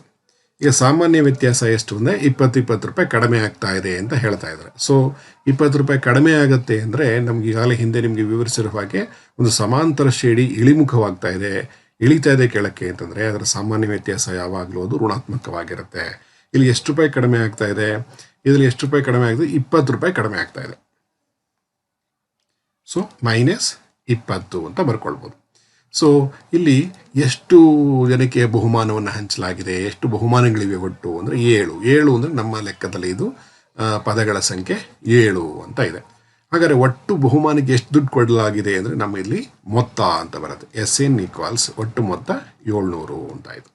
ಸೊ ಹೀಗೆ ಅರ್ಥ ಮಾಡಿಕೊಂಡು ನಮ್ಮ ಲೆಕ್ಕಕ್ಕೆ ಇದನ್ನು ಕನ್ವರ್ಟ್ ಮಾಡ್ಕೊಂಡ್ಬಿಟ್ರೆ ಅತ್ಯಂತ ಸುಲಭವಾಗಿ ಈ ಲೆಕ್ಕಗಳನ್ನು ನಾವು ಸಾಲ್ವ್ ಮಾಡಲಿಕ್ಕೆ ಸಾಧ್ಯ ಆಗುತ್ತೆ. ಸೊ ADN/SN ಇರುವ ಸೂತ್ರ ಯಾವುದು ನಮ್ಗೆ ಈಗಾಗಲೇ ಗೊತ್ತಿದೆ. SN = n/2 × 2a + n-1 × d. ಈ ಸೂತ್ರವನ್ನು ಹಾಕೋಣ. SN ಎಷ್ಟು ಬಂದಿದೆ ನಮಗೆ? SN 700 ಇದೆ. ಅವರೇ ಕ್ವಶನ್ಸಲ್ಲಿ ಕೊಟ್ಟಿದ್ದಾರೆ 700. n ಬೆಲೆ ಒಟ್ಟು 7 ಇದೆ, 7 ಬಹುಮಾನಗಳಿದೆ. 2 × a ಗೊತ್ತಿಲ್ಲ, ಅದನ್ನೇ ಕಂಡುಹಿಡಿಯಬೇಕಾಗಿದೆ. ಮೊದಲನೇ ಬಹುಮಾನ ಎಷ್ಟು ಕಂಡುಹಿಡಿದ್ರೆ 7 ಬಹುಮಾನಗಳು ಎಷ್ಟೆಷ್ಟು ಅಂತ ತುಂಬ ಸುಲಭವಾಗಿ ಹೇಳ್ಬಿಡ್ಬೋದಾಗಿದೆ. ಸೊ 7 - 1 d - 20 ಆಯಿತು. ಸೊ ಈಗ ನೆಕ್ಸ್ಟು 700 = 7/2 × 2a + 7 - 1 6 ಆಯಿತು ಇಂಟು -20 ಆಯಿತು. ಸೊ ಈಗ ನೆಕ್ಸ್ಟು 700 = 7/2 × 2a + 2a ಅಲ್ಲ ಮೈನಸ್ ಪ್ಲಸ್ ಇಂಟು ಮೈನಸ್ ಆಗುತ್ತೆ, -120 ಆಯಿತು. ಸೊ ಇಲ್ಲಿ ನಾವು 700 = 7/2 ಹಾಗೇ ಇರಲಿ. ಇದಕ್ಕೆ ನಾವು ಒಂದು ಕಾಮನ್ ತೆಗೆಯೋದಾದರೆ 2 ಕಾಮನ್ ತೆಗೆದ್ರೆ a - 120 ಅಂದರೆ ಅಲ್ಲಿಗೆ 60, 12 ಆಗುತ್ತೆ. ಸೊ ಇಲ್ಲಿ ಕ್ಯಾನ್ಸಲ್ ಆಯಿತು, ಕ್ಯಾನ್ಸಲ್ ಆಗುತ್ತೆ. ಸೊ 700 = 7 × a - 60 ಅಂತ ಬಂತು. ಸೊ 7 ಈ ಕಡೆ ತಗೊಳ್ಳೋದಾದರೆ 700/7 = a - 60 ಆಯಿತು. 7 100 ಬರುತ್ತೆ. ಸೊ 100 = a - 16 60 ಇದು. ಸೊ a - 60 = 100, a = 100 + 60 ಆಯಿತು. ಸೊ ಅಲ್ಲಿಗೆ a = 160 ಬಂತು. ಸೊ 160 ಅನ್ನೋದೇನು? ಮೊದಲನೇ ಬಹುಮಾನದ ಬೆಲೆ. ಅಲ್ಲಿಗೆ 160 ರೂಪಾಯಿ ಮೊದಲನೇ ಬಹುಮಾನ ಆಯಿತು. ಹಾಗಾದರೆ 20 ರೂಪಾಯಿ ಕಡಿಮೆ ಆಗ್ತಾ ಇದೆ ಅಂದರೆ ಎರಡನೇ ಬಹುಮಾನ ನೀವೇ ಸುಲಭವಾಗಿ ಹೇಳ್ಬಿಡ್ಬೋದಲ್ವ. 160 ಅಂದರೆ 140 ರೂಪಾಯಿ, ನೆಕ್ಸ್ಟ್ 120 ರೂಪಾಯಿ, ನೆಕ್ಸ್ಟ್ 100 ರೂಪಾಯಿ, ನೆಕ್ಸ್ಟ್ 80 ರೂಪಾಯಿ, ನೆಕ್ಸ್ಟ್ 60 ರೂಪಾಯಿ, ನೆಕ್ಸ್ಟ್ 40 ರೂಪಾಯಿಗಳು. ಸೊ ಹೀಗೆ ಮೊದಲ ಪದ ಕಂಡುಹಿಡಿಬೇಕು ಅಂದರೂ ಒಂದೇ, ಮೊದಲ ಬಹುಮಾನದ ಬೆಲೆ ಕಂಡುಹಿಡಿಬೇಕು ಅಂದರೂ ಒಂದೇ. 7 ಬಹುಮಾನಕ್ಕಾಗಿ 700 ರೂಪಾಯಿ ಖರ್ಚು ಮಾಡಿದ್ದಾರೆ. ಅಂದರೆ ಪ್ರತಿ ಬಹುಮಾನಗಳ ಮೌಲ್ಯ ಎಷ್ಟು ಅಂದಾಗ 7 ಬಹುಮಾನಗಳನ್ನು ನಾವು ಬೆಲೆಗಳನ್ನು ಎಷ್ಟು ಅಂತ ತುಂಬ ಸುಲಭವಾಗಿ ಹೇಳ್ಬಿಡ್ಬೋದು. ಯಾವುದೇ ಲೆಕ್ಕಗಳನ್ನು ನೀಡಿದಾಗ ಅದು ಯಾವುದೋ ದಿನನಿತ್ಯಕ್ಕೆ ಸಂಬಂಧಪಟ್ಟ ಹಾಗೆ ಇರುತ್ತೆ. ನಾವು ಅದನ್ನು ನಾವೇನು ಮಾಡಬೇಕಾಗತ್ತೆ ಅಂದರೆ ನಮಗೆ ನಮ್ಮ ಲೆಕ್ಕಕ್ಕೆ ನಮ್ಮ ಯಾವುದದು ಸಮಾಂತರ ಶ್ರೇಣಿಗೆ ಸಂಬಂಧಪಟ್ಟಾಗೆ ಅದನ್ನು ತಿರುಗಿಸ್ಕೊಳ್ಳಿಕ್ಕೆ ಆಗ್ತದಾ, ಇದನ್ನು ಅನ್ವಯಿಕ ಲೆಕ್ಕಗಳು ಅಂತ ಕರಿತೀವಿ. ಇಂತಹ ಲೆಕ್ಕಗಳನ್ನು ಯಾವ ವಿದ್ಯಾರ್ಥಿಗಳು ತುಂಬ ಸುಲಭವಾಗಿ ಮಾಡಲಿಕ್ಕೆ ಕಲಿತಾನೋ ಮ್ಯಾಥಮೆಟಿಕ್ಸ್ ಅವರಿಗೆ ತುಂಬ ಸುಲಭವಾಗಿದೆ ಅಂತಲೇ ಅರ್ಥ ಆಗುತ್ತೆ ಮಕ್ಕಳೇ. ಈ ತರಹದ ಪ್ರಶ್ನೆಗಳನ್ನು ಒಂದಷ್ಟು ಟೆಕ್ಸ್ಟ್ ಬುಕ್ಗಳಲ್ಲಿ ತುಂಬ ಇದೆ. ಅವುಗಳನ್ನು ಸ್ವಲ್ಪ ಹೆಚ್ಚು ಗಮನ ವಹಿಸಿ ಇದನ್ನು ಅರ್ಥ ಮಾಡ್ಕೊಳ್ಳಿ. 10ನೇ ಲೆಕ್ಕ ವಿದ್ಯಾರ್ಥಿಗಳೇ, 200 ಮರದ ದಿಮ್ಮಿಗಳನ್ನು, ಕೊರಡುಗಳು, ದಿಮ್ಮಿಗಳು ಅಂದರೆ ಗೊತ್ತಿದೆ ನಿಮಗೆ. 200 ಮರದ ದಿಮ್ಮಿಗಳನ್ನು ಕೆಳಗೆ ಸೂಚಿಸಿರುವಂತೆ ಒಂದರ ಮೇಲೊಂದು ಜೋಡಿಸಲಾಗಿದೆ.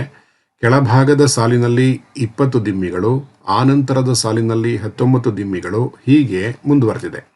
ಚಿತ್ರದಲ್ಲಿ ತೋರಿಸಿರೋ ಹಾಗೆ 200 ದಿಮ್ಮಿಗಳನ್ನು ಎಷ್ಟು ಸಾಲುಗಳಲ್ಲಿ ಇಡಲಾಗಿದೆ ಮತ್ತು ಅತ್ಯಂತ ಮೇಲ್ಭಾಗದ ಸಾಲಿನಲ್ಲಿರುವ ದಿಮ್ಮಿಗಳ ಸಂಖ್ಯೆ ಎಷ್ಟು ಅಂತ ಇದೆ. ಈ ಪ್ರಶ್ನೆಯನ್ನು ಓದುವಾಗ ಅರ್ಥ ಮಾಡಿಕೊಳ್ಳುವ ರೀತಿ ಚಿತ್ರದಲ್ಲೇ ಕಾಣ್ತಾ ಇದೆ ನಿಮಗೆ. ಸೊ ನಿಮಗೆ ಕಲ್ಪಿಸಿಕೊಳ್ಳುವ ಅವಶ್ಯಕತೆ ಇರೋದಿಲ್ಲ. ದಿಮ್ಮಿಗಳನ್ನು ಈಗಾಗಲೇ ನೀವು ಜೋಡಿಸುವುದನ್ನು ನೋಡಿರ್ತೀರಿ.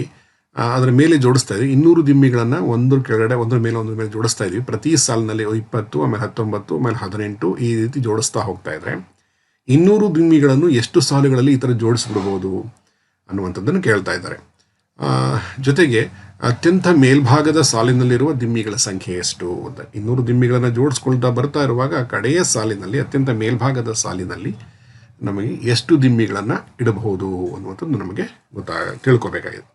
ಸೊ ಈ ಪ್ರಶ್ನೆಯನ್ನು ಅರ್ಥ ಮಾಡಿಕೊಂಡೆ ಆದಮೇಲೆ ಇದರಲ್ಲಿ ಬರ್ಕೊಳ್ತಾ ಹೋಗೋಣ.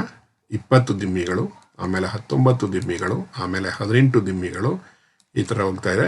ಸೊ ಒಟ್ಟು ದಿಮ್ಮಿಗಳ ಸಂಖ್ಯೆ 200 ಇದೆ. ಸೊ ಇದರಲ್ಲಿ ಏನೇನು ಡೇಟಾ ಸಿಗುತ್ತೆ ನೋಡೋಣ. A = 20 ಇದೆ, D = 19 - 20. ನೋಡಿ, ಸಮಾಂತರ ಶ್ರೇಣಿ ಇಳಿಮುಖವಾಗಿದೆ. ಸೊ ಸಾಮಾನ್ಯ ವ್ಯತ್ಯಾಸ ಋಣಾತ್ಮಕವಾಗಿ ಬರುತ್ತೆ. SN = 200. ಒಟ್ಟು ದಿಮ್ಮಿಗಳ ಸಂಖ್ಯೆ ಎಷ್ಟಿದೆ?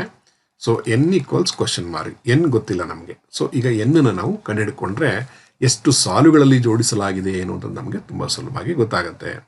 So SN = n/2 × 2a + n - 1 × d. ಈ ಸೂತ್ರವನ್ನು ಯಾಕೆ ಬಳಸ್ತಾ ಇದ್ದೀನಿ ನಾನು ಅಂದರೆ A, D, SN, N ಇದನ್ನಷ್ಟನ್ನು ಒಳಗೊಂಡಿರುವ ಮೊತ್ತದ ಸೂತ್ರ ಇದೆ. ಮೊತ್ತ ಸೂತ್ರವನ್ನು ಯಾಕೆ ಹಾಕ್ತಾ ಇದ್ದೀನಿ ಅಂತಂದರೆ ಇಲ್ಲಿ ಎಲ್ಲದರ ದಿಮ್ಮಿಗಳ ಒಟ್ಟು ಮೊತ್ತ 200 ಅಂತ ಕೊಟ್ಟಿದ್ದಾನೆ. ಸೊ ಮೊತ್ತ ಬಳಸಬೇಕಾಗತ್ತೆ ಅಂತ ಗೊತ್ತಾಗತ್ತೆ. ಸೊ ಮೊತ್ತ ಒಟ್ಟು 200. N ಬೆಲೆ ನಮಗೆ ಗೊತ್ತಿಲ್ಲ, ಸಾಲುಗಳು 2a 2 × 20 + n - 1 D ಬೆಲೆ -1 ಇದೆ. ಸೊ ಈಗ ಕ್ಯಾಲ್ಕುಲೇಷನ್ ಮಾಡ್ತಾ ಹೋಗೋಣ. 200 n/2, 22 40, ಇಲ್ಲಿ -n + 1 ಗುಣಿಸಿದಾಗ, ಗಮನಿಸಿ ಗುಣಿಸಿದಾಗ ಬರುತ್ತೆ. 2 ಈ ಕಡೆ ತೆಗೆದುಕೊಳ್ತೀನಿ. ಸೊ 2 ಈ ಕಡೆ ಬಂದರೆ 200 × 2 = n × 40 + 1 41 ಆಯಿತು, -n ಆಯಿತು. ಇಲ್ಲಿ 40 + 1 ಇದೆ, 41 + n ಆಯಿತು. ಸೊ 200 × 2 400 = n × 41 - n ಆಗುತ್ತೆ.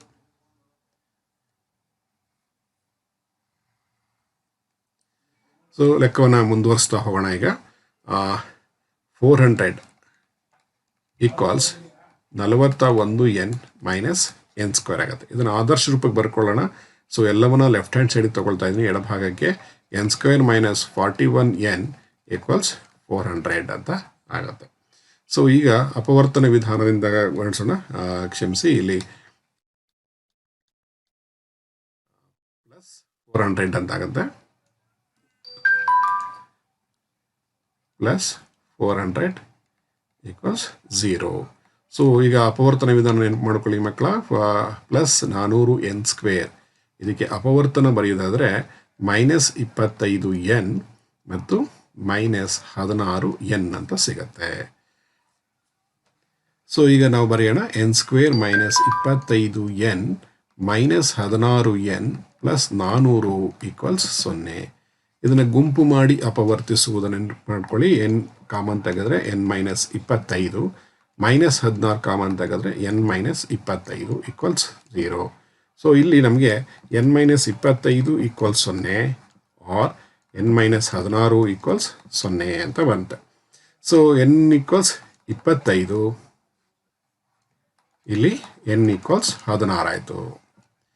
ಈಗ ಈ ಸಾಲುಗಳಲ್ಲಿ ಸಿಕ್ತು 25 ಸಾಲಿದೆಯೋ 16 ಸಾಲಿದೆಯೋ ಅಂತ ನಾವು ಕಂಡುಹಿಡಿಬೇಕಾಗಿದೆ. ಸೊ ಈಗ ನಾವು ಯಾವ ಸಾಲಿನಲ್ಲಿ ಎಷ್ಟು ದಿಮ್ಮಿ ಇದೆ, ಎರಡು ಉತ್ತರ ಬರಲಿಕ್ಕೆ ಸಾಧ್ಯ ಇದೆಯಾ?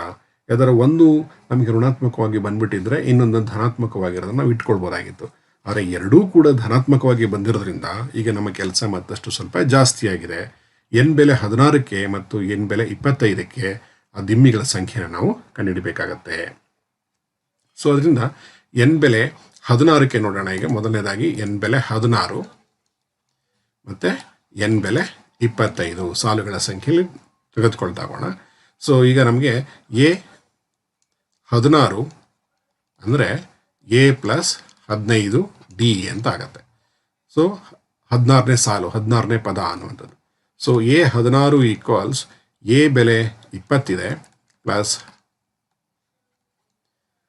15 ಇಂಟು ಡಿ -1 ಆಯಿತು.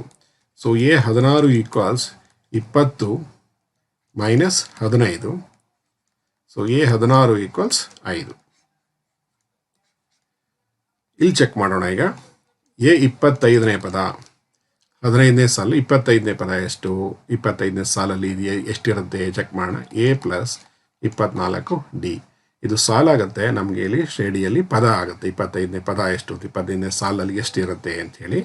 A 25 equals A 20 plus 24 into -1 ಆಗುತ್ತೆ. ಎ 25 ಈಕ್ವಲ್ಸ್ 20 ಮೈನಸ್ 24 ಆಯಿತು. ಎ 25 ಈಕ್ವಲ್ಸ್ -4 ಬಂತು. ಅಂದರೆ ಒಟ್ಟು 25 ಸಾಲಿದೆ. 25ನೇ ಸಾಲಲ್ಲಿ -4 ದಿಮ್ಮಿ ಇದೆ ಅನ್ನೋ ಅರ್ಥ. ಇಲ್ಲಿ 16 ಸಾಲಿದೆ, 16ನೇ ಸಾಲಲ್ಲಿ 5 ದಿಮ್ಮಿ ಇದೆ ಅಂತ ಗೊತ್ತಾಗುತ್ತೆ. ಸೊ ಇವೆರಡರಲ್ಲಿ ಯಾವ್ದು ಸೂಕ್ತ ಅನ್ಸುತ್ತೆ? ಇದಾಗಕ್ಕೆ ಸಾಧ್ಯ ಇಲ್ಲ. ಅಂದರೆ ನಮಗೆ -4 ಎಣಿಸುವ ಸಂಖ್ಯೆಗಳು ಯಾವಾಗಲೂ ಸ್ವಾಭಾವಿಕ ಸಂಖ್ಯೆಗಳು, ಎಣಿಕೆಯ ಸಂಖ್ಯೆಗಳು ಯಾವಾಗಲೂ ಪ್ಲಸ್ಸಲ್ಲಿರಬೇಕು. ಸೊ ಅತ್ಯಂತ ಮೇಲ್ಭಾಗದಲ್ಲಿ ಇರುವಂಥದ್ದು 5 ದಿಮ್ಮಿಗಳು. 16 ಸಾಲುಗಳಿದೆ.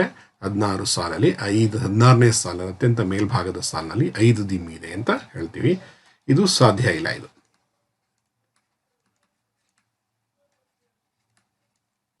ಸೊ ನಮ್ಮ ಉತ್ತರ ಇದೆ, ಪರ್ಫೆಕ್ಟ್ ಉತ್ತರ ಆಗುತ್ತೆ. therefore ಮೇಲ್ಭಾಗದ ಸಾಲಿನಲ್ಲಿ 5 ದಿಮ್ಮಿಗಳಿವೆ. ಹೀಗೆ ಇದನ್ನು ಸಾಲ್ವ್ ಮಾಡಲಿಕ್ಕೆ ಸಾಧ್ಯ ಆಗುತ್ತೆ. ಈ ಥರದ್ದು ಸುಮಾರು ಲೆಕ್ಕಗಳಿದೆ. ಇದನ್ನು ನೀವು ಹೆಚ್ಚು ಗಮನವಹಿಸಿ ಮಾಡಿಕೊಳ್ಳಿ. ಮುಂದಿನ ವಿಡಿಯೋಗಳಲ್ಲಿ ಇನ್ನೊಂದು ಪಾಠ ತೆಗೆದುಕೊಂಡು ಬರ್ತಾ ಇದ್ದೀನಿ. ನೆಕ್ಸ್ಟ್ ಪಾಠದ ವಿಡಿಯೋಗಳನ್ನು ನಂತರದ ವಿಡಿಯೋಗಳಲ್ಲಿ ನೋಡೋಣ. Thank you very much. Thanks lot for watching this video.